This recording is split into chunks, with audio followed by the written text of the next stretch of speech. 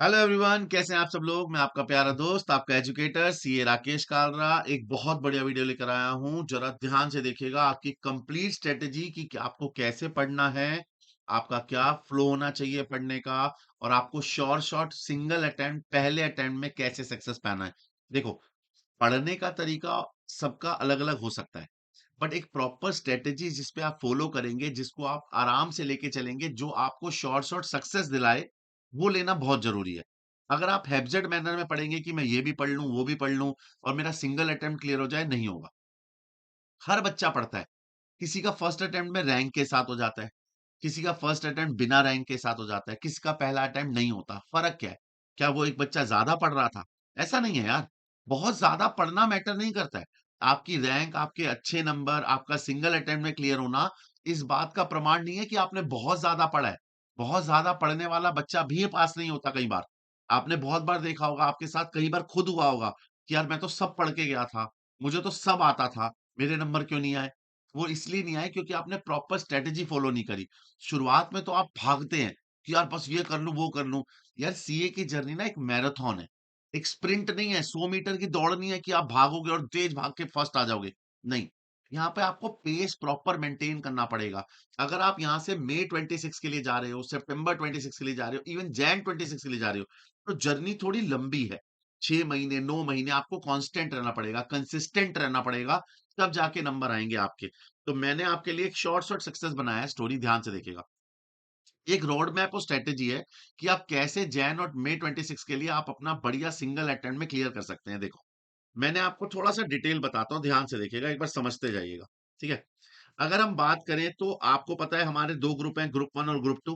Group one के अंदर 3 paper हैं, ग्रुप टू के अंदर 3 पेपर हैं। आपका ग्रुप वन में पहला एडवांस अकाउंट, लॉ और टैक्स। ग्रुप टू में कॉस्टिंग, ऑडिट और एफएमएसएम 50-50 नंबर का है। इवन टैक्स भी डीटी आईडीटी में बटा हुआ है। आपका 100 मार्क्स का पेपर है। ऑल ओवर 6 के 6 पेपर में यही सब्जेक्ट फॉलो होगा, यही तरीका फॉलो होगा। 70 मार्क्स सब्जेक्टिव और 30 मार्क्स ऑब्जेक्टिव। ऐसा नहीं है कि सिर्फ एडवांस अकाउंट में ऐसा है, सब में ऐसे रहेगा 6 के 6 पेपर में। और जो ये एमसीक्यू है ना, इसके लिए आपको कुछ अलग से तैयारी नहीं करनी है। आप चैप्टर को अगर प्रॉपर लॉजिक से पढ़ रहे हो, आपने चैप्टर डिटेल में पढ़ा है, तो एमसीक्यू उसी में कवर हो जाएंगे। केस सिनेरियो थोड़ा सा अलग हो सकता है, लेकिन वो कवर उसी में हो जाएगा, डोंट वरी। तो आपको कुछ अलग से नहीं करना है। अब पॉइंट क्या है, आप ना इसको ग्रुप वन ग्रुप टू की तरह देखते हैं।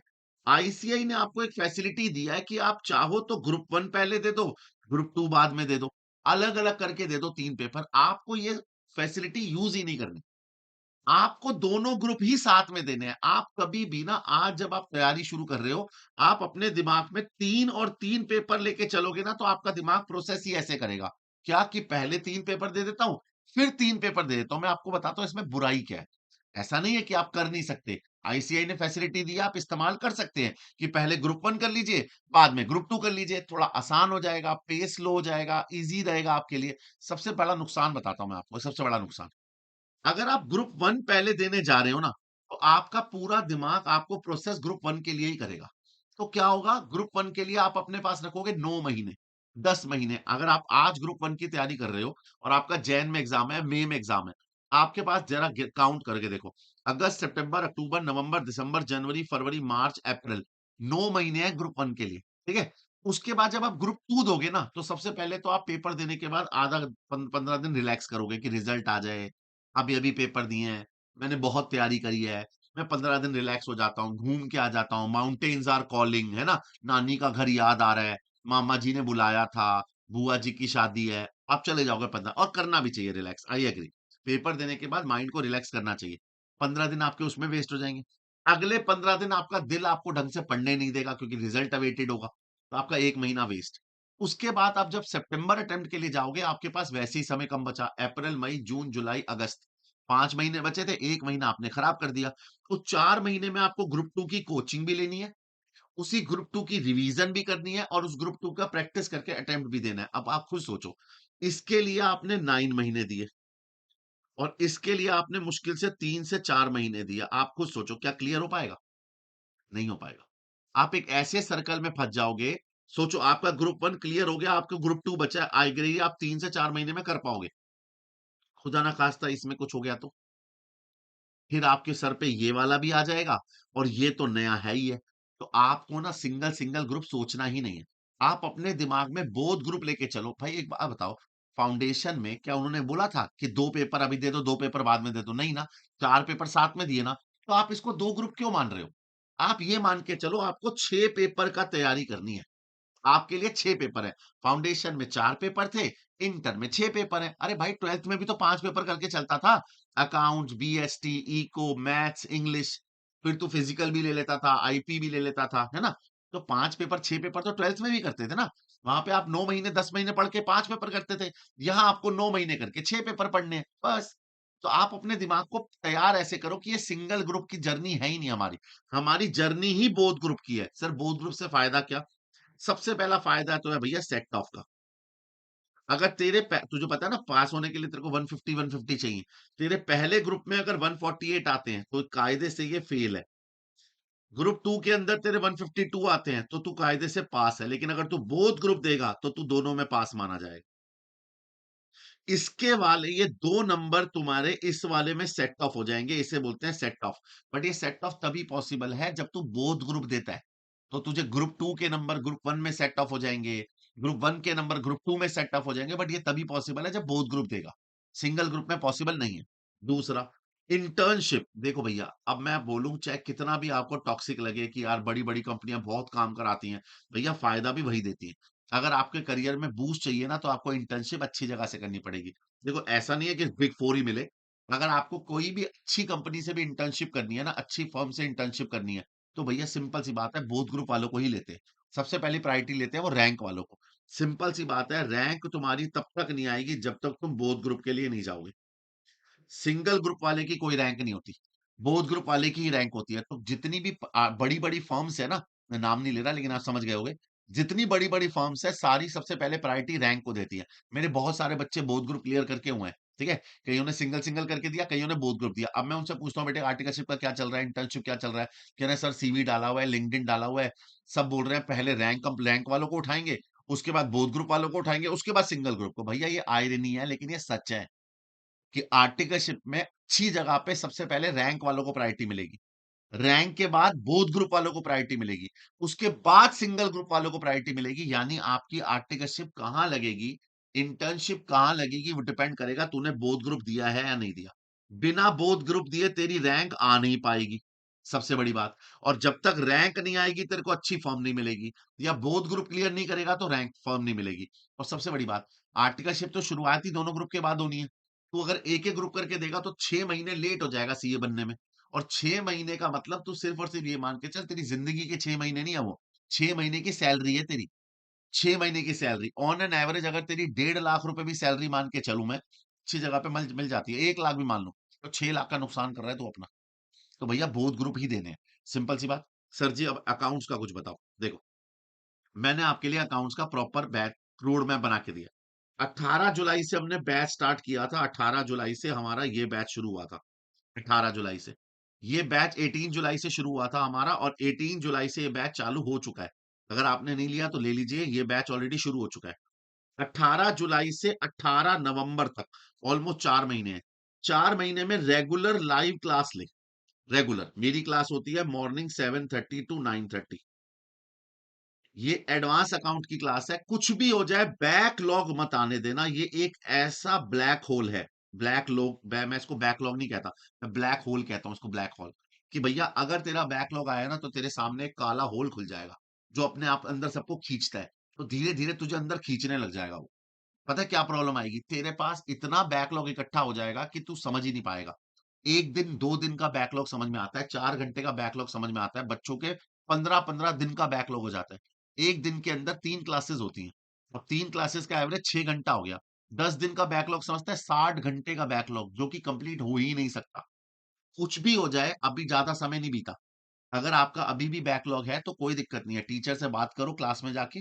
हमारे अन अकेडमी में तो रेज हैंड का ऑप्शन है। टीचर से बात करो, टीचर से पूछो जी भैया मेरा पहला चैप्टर अभी तक नहीं हुआ, बैकलॉग हुआ, मैं क्या करूं? तो मैं अपने बच्चों को ये सलाह देता हूँ कि ठीक है एक काम करो, पहला नहीं हुआ, पहले वाले की मैं बता देता हूँ, लेक्चर नंबर 2 और लेक्चर नंबर 4 देख लो जरा, क्योंकि उसमें बेस है।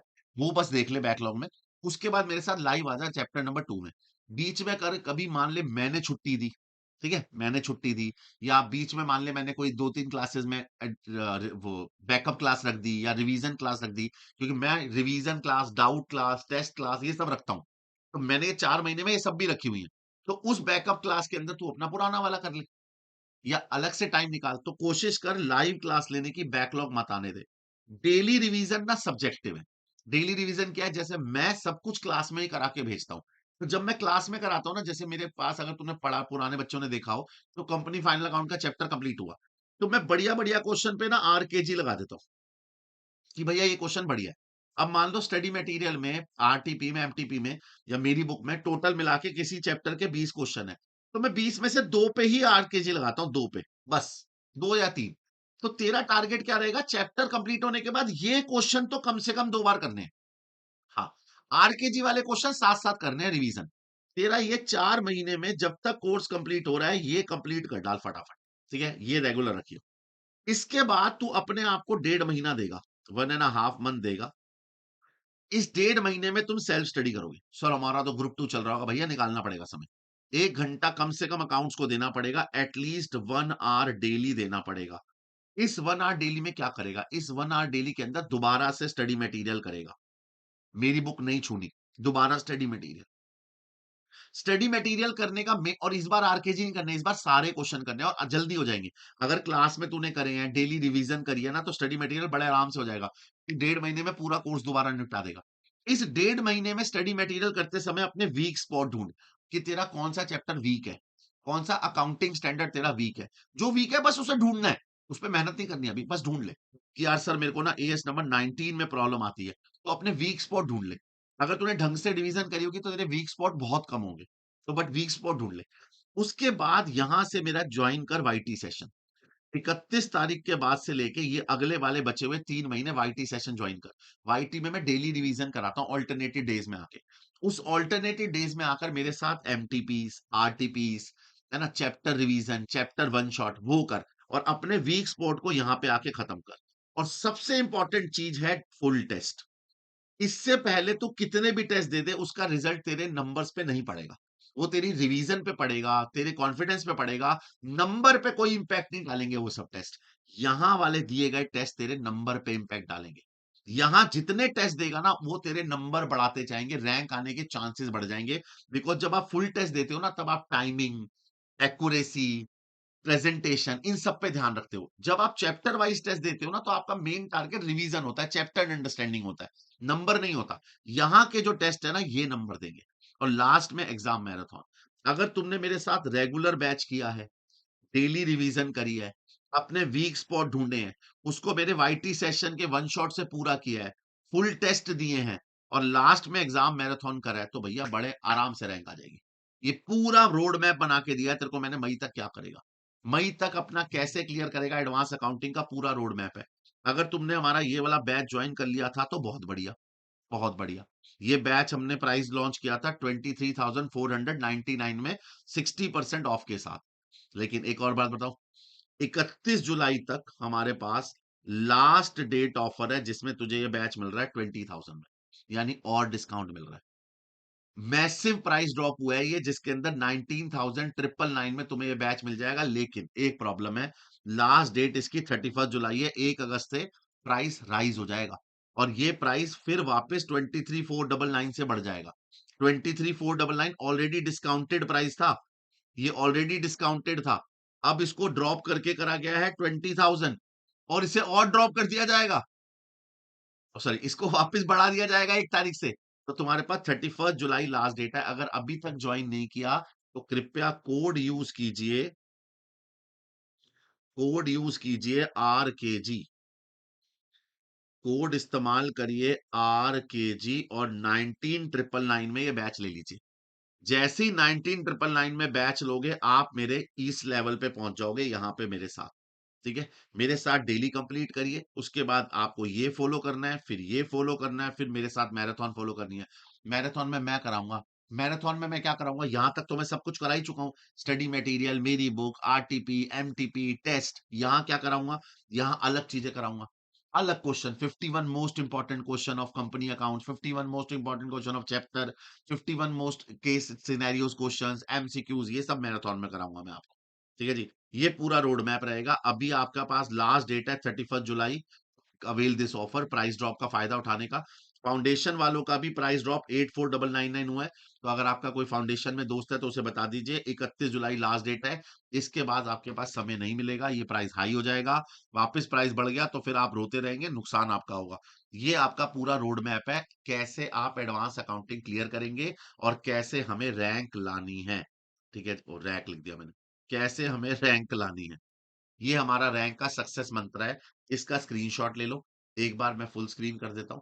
इसका एक बार स्क्रीनशॉट ले लो और इसे अपना वॉलपेपर बना लो कि भैया ये हमारा रोड मैप है और इस रोड मैप को हमें फॉलो करना है, कुछ भी हो जाए इसी तरीके से फॉलो करेंगे और हमें रैंक लानी ही लानी है। ये एडवांस अकाउंटिंग का था। ऐसी बाकी टीचर आगे वीडियोस लाते रहेंगे, आप इसे फॉलो कीजिएगा। मैं आपका दोस्त आपका प्यारा एजुकेटर सी राकेश कालरा। कमेंट में लिख दीजिएगा कि हम रैंक लाएंगे। बस कमेंट में ये लिख दीजिएगा। मैं मिलता हूँ आपको अगली कक्षा में। गुड नाइट, शुभ रात्रि, शुभ रात्रि।